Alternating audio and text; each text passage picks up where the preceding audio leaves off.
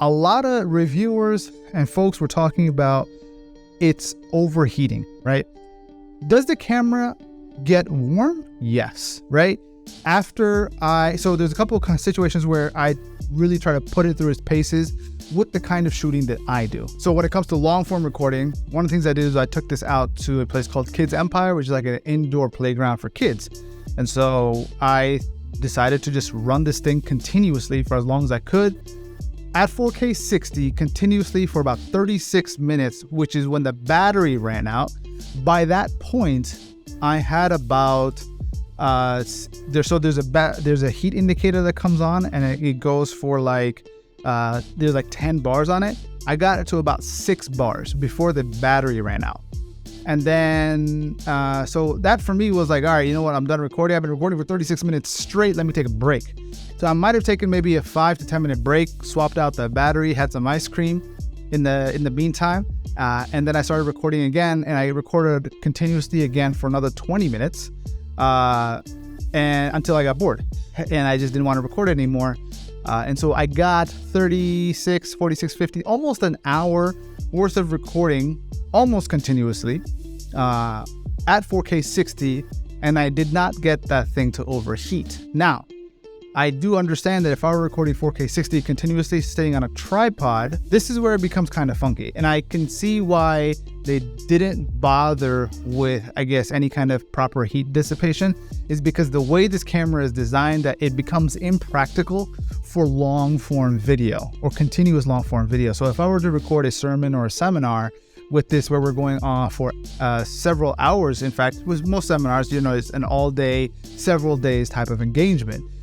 This would not work in that situation. And the reason is because, let's say I were to bypass the battery life limitation and I put a dummy battery in here, or even a battery pack, or plug it in via USB-C for continuous power. I would imagine, and I haven't recorded it in that context, but I would imagine if I were to do that, I would probably have this camera shut down in about within the hour, is my assumption.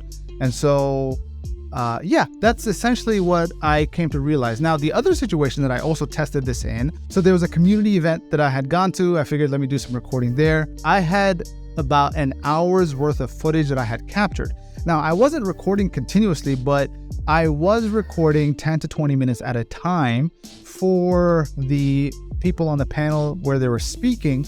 And I was recording at 4K 24 for the most part, kind of run and gun style. Close to the end of the first battery life, the heat indicator came on. But I was at maybe 1 or 2 bars. Swapped the battery out and then continued recording again. And I think the heat indicator went up to like 3 or 4 bars before I was done shooting. Now, after all the speakers had presented, I went into 4K 60 mode to gather some slow motion, and I just didn't get it to overheat. But by this point, I'm nearing the end of my second battery, about to pop in my third. And I guess for me, when I'm in shooting in that kind of situation, I got everything that I want. Like, that's it, I'm done. I don't need to try to test it to overheat. So for run and gun style shooting, for family outings, the whole heat indicator thing is not really a problem. It might add a level of stress, which it kind of did for me, where it's just like, oh, I see the heat indicator going up.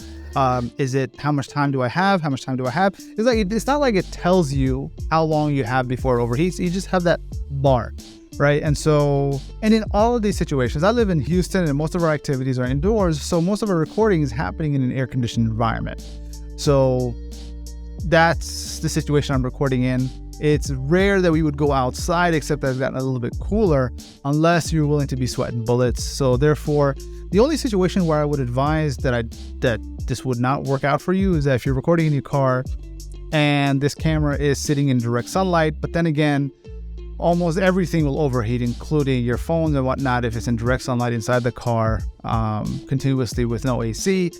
Nobody wants to do that anyway. So that's the kind of situation that I've been recording in with relation to air conditioned environment, indoors, and trying to see if I can get this thing to overheat.